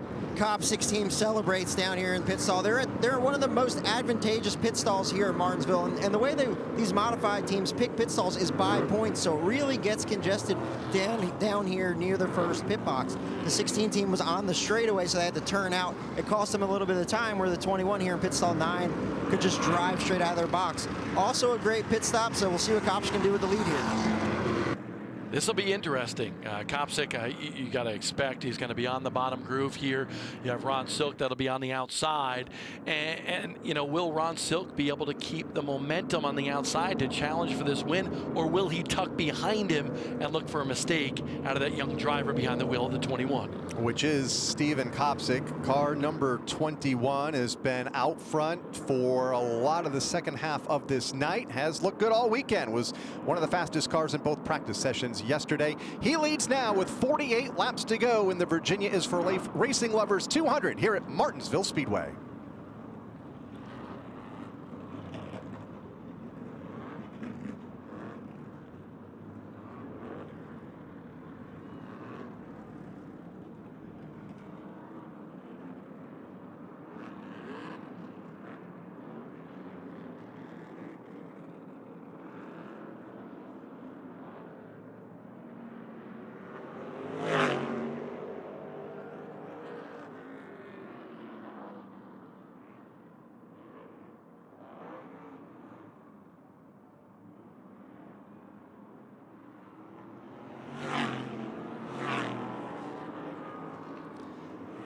Back at Martinsville Speedway in Virginia here on this Saturday night. Modified racing under the lights, delayed because of Mother Nature last night as it had rained and rained hard here in Martinsville at the Martinsville Speedway. The temperature has dropped nearly 30 degrees, right around 30 degrees from the 81-degree temperatures that they practiced and qualified in yesterday afternoon. Darkness has set in, had a beautiful sunset just about a half hour ago. Under the lights and a 46-lap shootout to settle it here this evening. Remember I talked about that storm? This could be the storm that's coming right now. I think a lot of eager drivers going for positions here on this restart. Steven Copsic to the inside, Ron Silk to the outside, the 21 and the 16, inside and out. Patrick Emerling, he has had an eventful night after a commitment line violation under the last yellow, had to restart 23rd. Will restart third here with 46 to go. Outside lane, Silk had the advantage. Here comes Copsic back to the bottom, will drive in deep in turn number 3, trying to maintain the top spot. May have been a bit of contact there among the top 2. A little bit of a nudge by Steven Copsic on Ron Silk, and that's exactly what he needs to do. If he has the opportunity, just ride that 16 up the track a little bit like he did right there to get the advantage. Steven Copsic back to the lead at Martinsville. Now Silk just trying to hang on to second, but here comes that one. Patrick Emerling, the fastest car of the night and has passed the most here this evening. Gets another one here up the front straightaway to the inside of Ron Silk with Luke Baldwin there in third. Silk right now just hung up in that outside lane and going backwards. Luke Baldwin trying to pick up some spots. He's right behind Ron Silk, actually gets around Ron Silk right there, and there's Tyler Ripkema with the 16 as well, but Luke Baldwin, what a good run for him, Skip. Luke Baldwin always so fast. One of the fastest young modified drivers in the country at just 19 years old. A 2-time Smart Tour champion already. And they lost 7 spots on their first stop. Tommy and the boys were pretty upset down here, but they were able to just lose one there and keep them in the race. They did rear tires this time, right sides the first time. But I asked his mom, Beth, I said, hey, hard hit in his O'Reilly's debut today. What happened? She said that he lost brakes in that number 5 car. And I asked if he was okay. She said his left side's a little bit sore, but he's okay. Happy to be back in his modified and going after a grandfather clock tonight.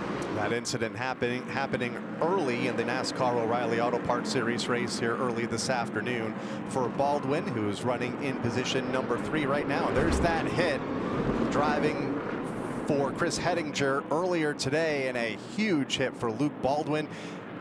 Entry into turn number 3. Like Skip said a moment ago, had the mechanical woes entering the corner. Car snapped around on him and caught the outside safer wall at a ton. You need brakes at Martinsville, and look at this. We got a couple of cars, including a championship contender, John McKennedy in the 79 and Teddy Hodgson in the 05, bringing out the caution with 40 to go. Just to the right of the start-finish line, those two tangled off of turn number 4. Teddy Hodgson moving around in his race car. You can see the frustration for Teddy Hodgson and that broken left front suspension on that 05 machine. For John McKennedy, he had a good qualifying effort yesterday at Martinsville in the 79 car. McKennedy, one of the most underrated drivers in America. The guy just knows how to win, and he's done so on the NASCAR Whelen Modified Tour, former champion. He's done so in the Tri-Track Series, MRS, where he's a former champion, but he also wheels super modifieds really well as well, a former ISMA modified, super modified champion. 9 championships for Jonathan McKennedy between super modifieds and tour type modifieds. So McKennedy in the 79 involved in this incident. There he is as the helmet comes off. Wheel has been popped off, and he is set to climb out. Just saw Teddy Hodgson climbing out of his car, the rookie that we talked about earlier in this event. Right in front of us at the start-finish line, climbing out of his car as we see them get tangled up. And there was one other car. Is that potentially Ryan Newman that was out of shape to both of their outsides? And I think you're right there. There was a car up top kind of out of shape, and that forced everybody down the racetrack. And I understand why Teddy Hodgson is aggravated. He went as low as he can go, but watch this.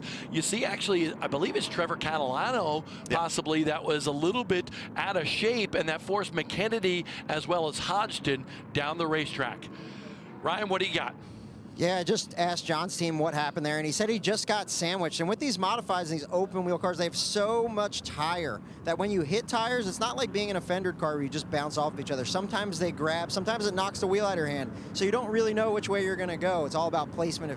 If the guy's a little bit behind you, if you have a little bit of wheel in it, turn to the right or left, you can hop tires and can take the wheel right out of your hand. So that looks like what happened there with John. Unfortunately, the former champion's night is over. 2022 Tour champion out of the car and having to make that walk back to the safety truck and take the ride back to the infield care center as his 79 will go off on the hook, as will Teddy Hodgson's 05. As they continue to chat here on the front straightaway, there's Teddy's car heading back to the infield here.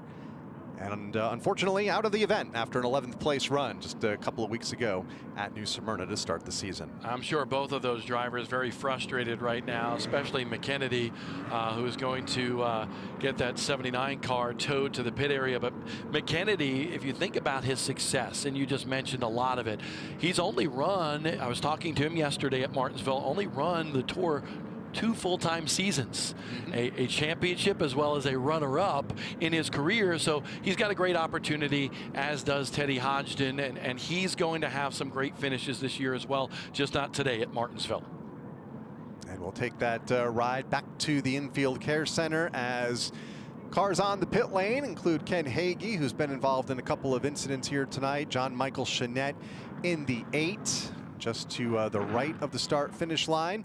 Some other takers further down pit road as well. Here with 36 laps to go, Matt Hirschman being among them. This is interesting for Matt Hirschman.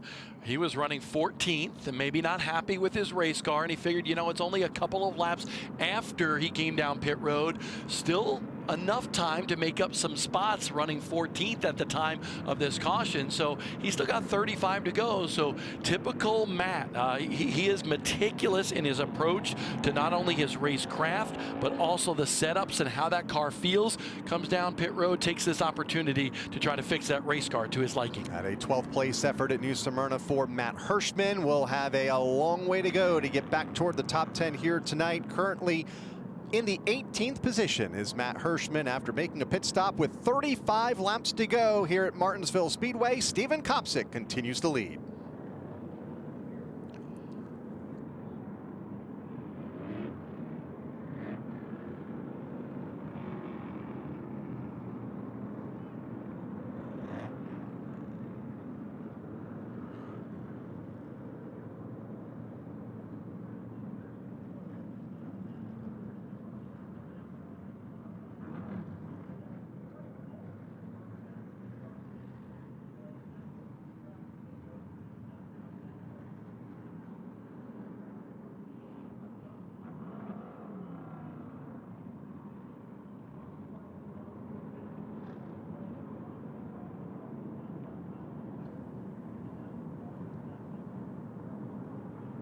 34 laps to go here at Martinsville Speedway for the NASCAR Whelen Modified Tour. The Virginia is for Racing Lovers 200. Steven Kopsick continues to lead as we work caution for the 4th time here tonight. Patrick Emmerling in 2nd. Luke Baldwin, Tyler Ripkema, Ron Silk, the top 5. But a lot of eyes, Bob, on who the driver running in 9th, that 64 car of Austin Beers. Austin Beers has battled back. Just about 15 laps ago, he was mired back in the 16th, 17th spot. So by virtue of this pit stop and the restart thereafter, Austin Beers, in typical Austin Beers fashion, is trying to continue that top 10 streak here in the NASCAR Whelen Modified Tour. If he's able to finish in the top 10 today, that'll mark 32 consecutive races in the top 10. Incredible. Which is the longest streak of its kind here on the tour. The prior longest was Mike Stefanik in the 97-98 seasons. That was 24 top 10, so he has far surpassed that at 31, looking for number 32. And at first, it didn't look very good for Austin, starting and qualifying yesterday 22nd. Was out of the top 20 for much of the first quarter of this race, but has slowly made his way to the front, gaining some spots on the pit lane along the way. And Austin right now in the 9th position. Earlier, Ryan Flores was talking about Ron Silk and maybe why he hasn't won here. The team talking a lot about how most of these races for the NASCAR Whelen Modified Tour and Ron Silk's time have come later in the year. See, September, October. Well, at that point, most of those times, Ron Silk was focused on winning a championship. So sometimes when you do that, you're not focused on going after the checkered flag. Well, now moving back to the springtime, like in 2021, here for Ron Silk, you know, he's able to focus on this win. We saw him lose that lead and now mired back in 5th, but you got to wonder what's in the mind of the mastermind of Ron Silk for this upcoming restart here, because he's so good behind the wheel, and we know he wants one thing: to get that silver race car in victory lane and take home that grandfather clock. Running in position number 5 right now for Ron Silk. We talked about Matt Hirschman a little bit ago. Hirschman on pit road just a moment ago and is shown in the 18th position. We'll restart in the 9th row when we do go back under the green in the final 30 laps of this race. Let's get more from his pit and Ryan. So during that last round of pit stops, Matt Hirschman's team had a rear air gun hose explode, so it dumped all of their track position. They came out one of the last cars on the lead lap. So now they just came back in to make some final adjustments because now they're mired back. So they're going to try to salvage a day here for this 60 team. I think you're going to see Matt Hirschman charge hard here in the final 30 laps in this race, but great stuff there by Ryan Flores. So the air hose issue came under the 3rd caution. They're using this caution to come back to the pit lane and continue to tweak on that 60 car. He'll have about 28 or so laps to go before this one ends up to try to make his way back to the front as the field coming to the green flag this time by. And we haven't talked much about Patrick Emmerling, a Herculean effort, if you will, for him after that violation earlier sent him to the rear of the field. He is charged hard. He could take the lead here on this restart. Led early, got a penalty for a commitment box violation upon entry into the pit lane in the first half of this race. Restarted as deep as 23rd, finds himself on the front row here. Green flag is back out. 29 laps to go as the field races into turn number 1. Kopsick inside, Emmerling topside, and now has Luke Baldwin to the bottom, challenging for 2nd. Perfect restart by Steven Kopsick, and now Luke Baldwin charging hard on the inside of Emmerling. Emmerling's got a great race car. He won the pole and now trying to win the race, but Baldwin, an equally as good race car right now at this stage of the race. Baldwin in that yellow 7 New York to the inside, trying to fend off Ron Silk in the 16.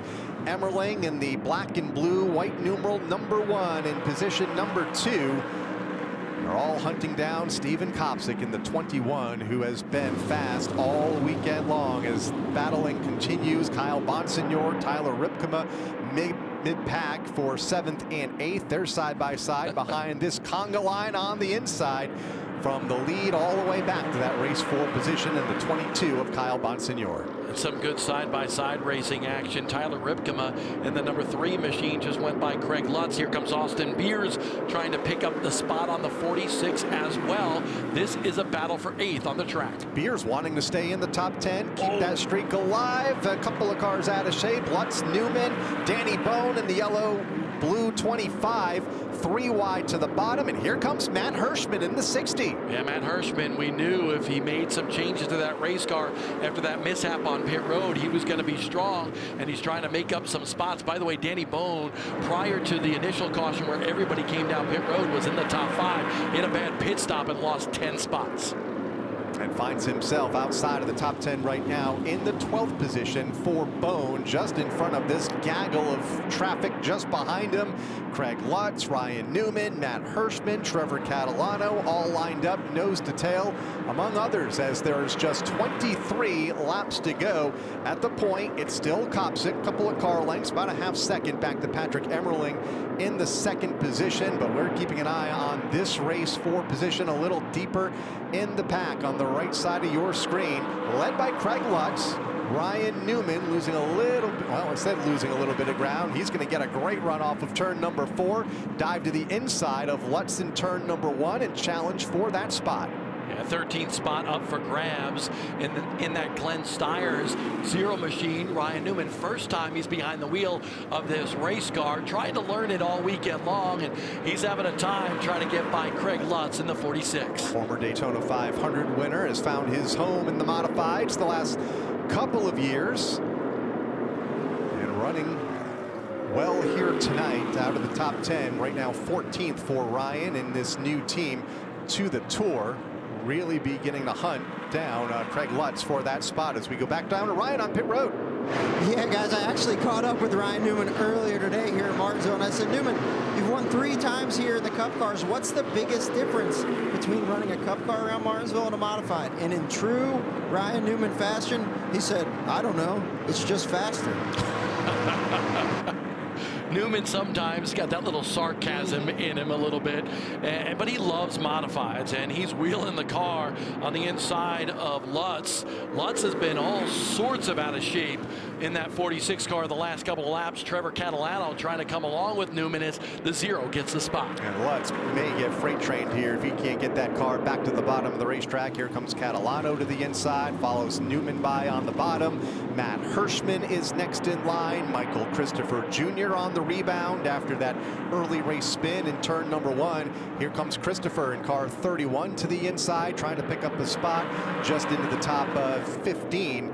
That is 15th and 16th on the racetrack right now as they exit turn number 2 for Michael Christopher Jr. Andrew Moeller also in that pack in car number 82. Those two have raced each other in the SK ranks, talking about Christopher in the 31 and Moeller in the orange 82. And now here they are nose to tail in the national spotlight on the NASCAR Whelen Modified Tour. And you see what Craig Lutz is doing with that 46 car. He gets off the corner good, but loses a bunch of ground. He's not good in the middle of the corner. Here comes Moeller in the 82 side by side with Michael Christopher Jr. to pick up that spot. So Moeller having himself close to a top 15 run right now. He's just outside that mark.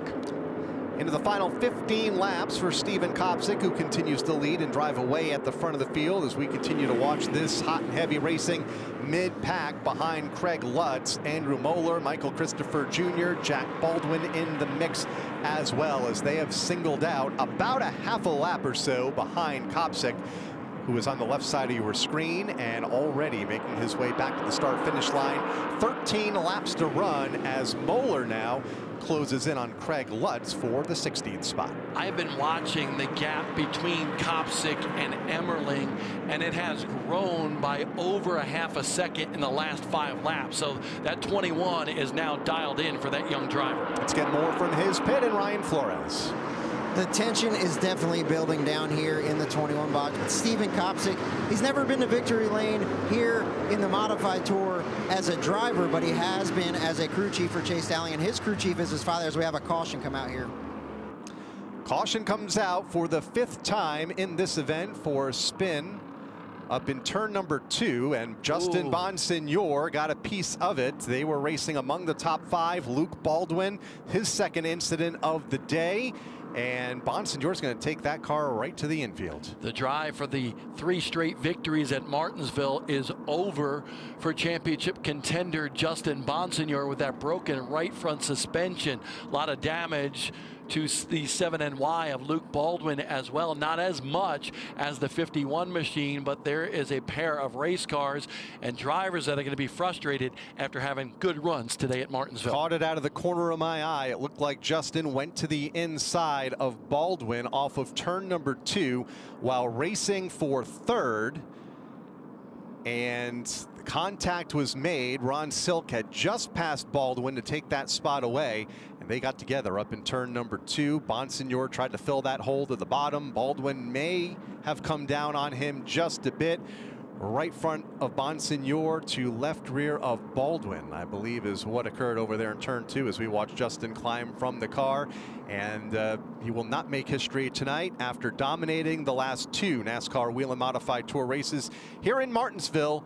Will not win 3 consecutive Modified Tour events as he falls from this event within the final 15 laps of the Virginia is for Racing Lovers 200. And you can see the frustration on Justin's face as he makes that lonely walk to the infield care center.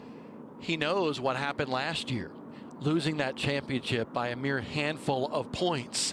And this one is going to hurt. We talked about a mulligan, right? Mm-hmm. Well, Ron Silk had that mulligan at New Smyrna, one of the top contenders for the title. Obviously, so is Justin Bonsignore, and he has a mulligan that he's going to have to overcome here tonight at Martinsville. And being out of this event will fall right now to 22nd and will probably lose at least 2 more spots and finish this one up minimum 24th for Justin Bonsignore.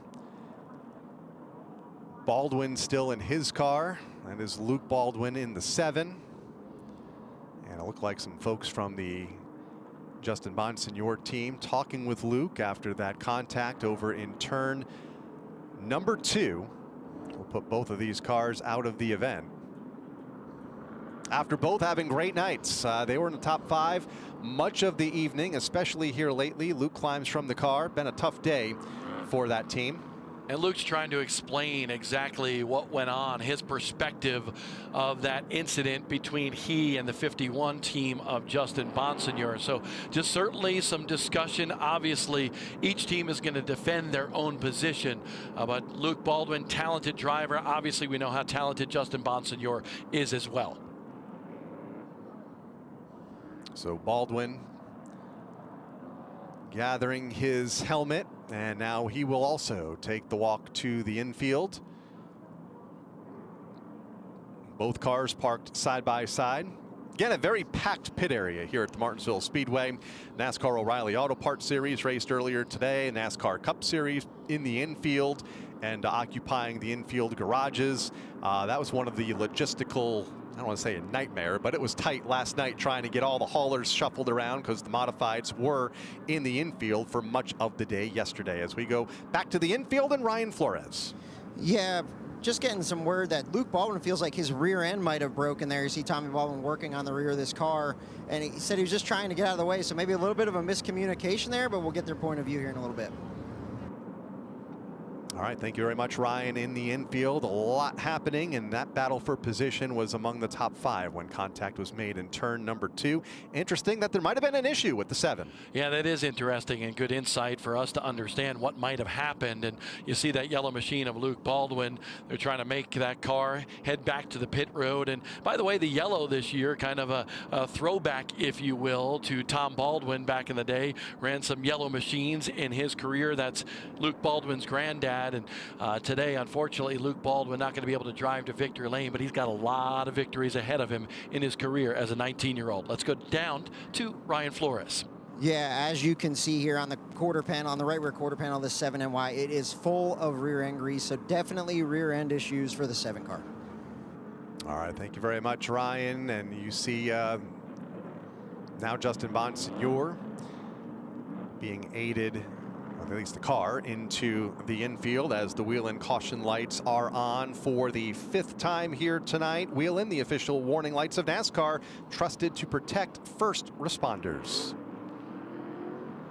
And we're getting down to the end of this one. 6 laps to go in this race. At least a couple of more under caution. This is good for Patrick Emmerling, because he realized now maybe where he didn't get all of what he needed out of that car on the last restart. And he is a guy that learns with each and every lap that is on the racetrack. Steven Kopsick last week at South Boston in the King of the Modifieds had some difficulty in late race restarts. A lot of pressure on that kid trying to win his first NASCAR Whelen Modified Tour event. On the outside, maybe Emmerling going to put a little bit more pressure on Kopsick. Two-time runner-up on the tour is Steven Kopsick, looking for win number 1 here tonight. Patrick Emmerling, a 9-time winner, most recently at Thompson last summer. On the front row here, will it be one of those two coming to the green flag, or will Ron Silk sneak in there? Eric Goodale, haven't talked much about him. He's a former Martinsville winner and will restart in 4th. Down to it, 4 laps to run. Green flag is out.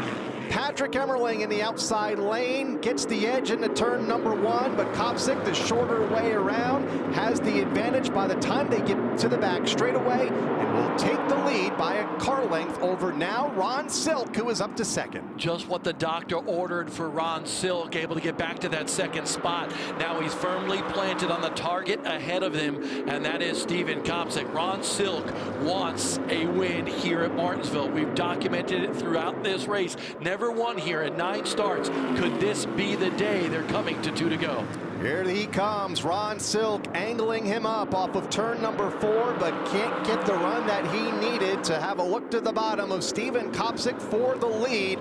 It's Kopsick by a car length. Silk right there in his tire tracks, up the back straightaway into turn number 3, looking for the white flag, this time from Sean Whelen. Ron Silk's got to set him up going into turn number 3. Maybe a slight little bump by Ron Silk is something we could see, but he's got to get the momentum coming off of turn number 2 to be able to make that run. Up the back straightaway for the final time for Steven Kopsick into 3. Silk tries to get to his back bumper. It's not enough. Down to the line. Checkered flag is out, and Steven Kopsick picks up his first NASCAR Whelen Modified Tour win, winning the Virginia is for Racing Lovers 200 here at Martinsville Speedway. This is a big day for Steven Kopsick, 27 years old, grabs his first ever NASCAR Whelen Modified Tour event on one of the grandest stages of all, Martinsville Speedway. Comes in his 23rd start. He's been on a hot streak of big wins here as of late. You mentioned picked up the Spring Sizzler win at Stafford just last year. Now a winner here at the Martinsville Speedway, and will take home a grandfather clock. Yeah, this team is going to be pumped up too. They've waited a while for this, and now he's doing donuts. Got to watch out for that inside wall here at Martinsville for Steven Kopsick, but that might not matter to him right now. Inside burn may have saved him from getting to the inside wall, and now gets the car fired back up. As the rest of the field pulls out of the pit lane, we will hear from Steven Kopsick and some of the other top finishers here in our post-race coverage. But what a night. He looked good. We talked about it at the top of the show yesterday. Both practice sessions, the most consistent in speed, in short run speed, in long run speed. Ended both sessions in the top 5. Didn't qualify the best, but it was at the front when it counted the most. Great strategy tonight by the 21. Remember, they actually stayed out, played the track position game, and then had that late race caution when everybody else came down pit road to get some tires. So Steven Kopsick, a complete game, if you will. Good behind the wheel, but also good when it counted most in terms of strategy on pit road. Kopsick looking to celebrate here on the front straightaway. Longtime competitor in open wheel modified racing, has found success in SK light modified competition and SK racing back up in his home state of Connecticut, as we see Ron Silk climb out. Not a win, but a good points day for Ron. It is indeed a good points run after that trouble early in the race of the season opener at New Smyrna. But Ron Silk's gonna just sit there and think about this one. Came so close to his first Martinsville win, but this one just slips away this time. Let's go to Ryan. Ron Silk, so close tonight here in Martinsville. What more did this 16 team need tonight? I don't know. I think Steven and I had both really good cars. He beat us out of that pits the last stop, and was able to control the race from there. I got shuffled back to like 5th, but great job by all my guys. Good pit stops the entire night. Really disappointed with second, but happy for my buddy Steven. He deserves it. Yeah, that's a great night for Ron Silk here, rebounding from a last place finish at New Smyrna. To a second place effort here tonight, but unfortunately, Bob, like you mentioned, 10 starts now here at Martinsville and fall short of a checkered flag after being so close so many times, including tonight. Yeah, what might have been. A lot of that thought is going to go and be thought about this week by Ron Silk and Phil Moran. What could they have done different? You heard Ron talk about the spots that he lost on pit road. Steven Kopsick had a great stop with his 21 team. So Silk will get a grandfather clock someday, just not tonight. But now he's right in the thick of things again in virtue of going after his third modified crown. Let's hear from another former modified winner here at Martinsville. Finished fourth here tonight, Eric Goodale's with Ryan. Yeah, Eric Goodale does not get another clock, but Eric, such a challenging weekend. Your team changed the rear end in this car. What does that mean for this 58 team? Yeah, we've had some turnover on this team crew-wise, and I think we got like 15 laps of practice in the first session. Didn't get to practice in the second session. Had to qualify first, and ended up putting a good lap down and qualifying sixth. So just stayed out of trouble. A little frustrating to be so close there at the end. I think I called for an over adjustment that probably ruined my chance at winning, but to be down here an extra 36 hours and come home with the top 5 definitely makes it a little bit better. A hard-fought day for this 58 team, end up in the top 5. A rear end issue in the latter stages of first practice yesterday. They did not go on the racetrack in practice number 2 or final practice. Qualified 6th late in the afternoon before the rains came. Good run for Eric Goodale. Austin Beers continues that top 10 streak. He is with Ryan. Austin Beers, not a Martinsville clock, but you do continue the top 10 streak. It was a hard-fought night for you. How much are you paying attention to that top 10 streak right now? Well, becoming aware of it, it was pretty surreal to have that. But obviously, you want to build on it, and yeah, I'm all good. Not ruin it once it's said, the announcer's curse or whatever. But to come away with this top 5, this is the team. We gained 11 spots on the pit road. This is all to them. They did an amazing job. Another strong night for this 64 team here in Martinsville. And the streak continues. Not only a top 10 effort for Austin, but a top 5 run here tonight after starting so deep in the field outside of the top 20 to begin the night. And qualified poorly yesterday, but made the best of it here tonight, finishing in 5th. He had 2 wins last year, and Austin Beers will get back to victory lane. That's a very fast race car and just such a natural behind the wheel poise. He kind of reminds me of Jerry Cook in terms of, how steady he was throughout his career. Austin Beers showing that as well. So they're setting up victory lane.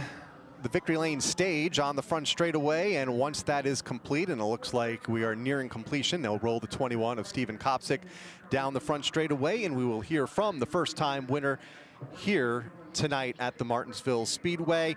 Great night of competition. Stick around a little bit to hear from the race winner, Steven Kopsick, as he wins the Virginia is for Racing Lovers 200.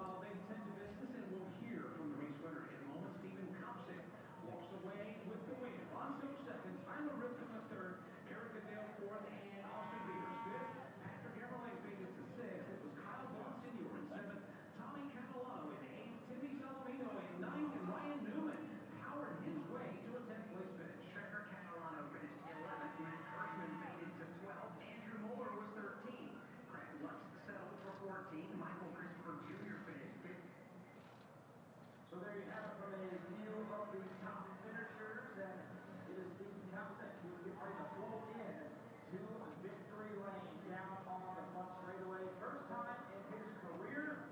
You look up on NASCAR TV, race fans, before you head out. If you're not going to stick around for the victory lane celebration, here is tomorrow's schedule. A busy day here at Martinsville. Gates will be at 10:30 tomorrow morning. Parking lot opens at 8 if you want to get in there and get your spot.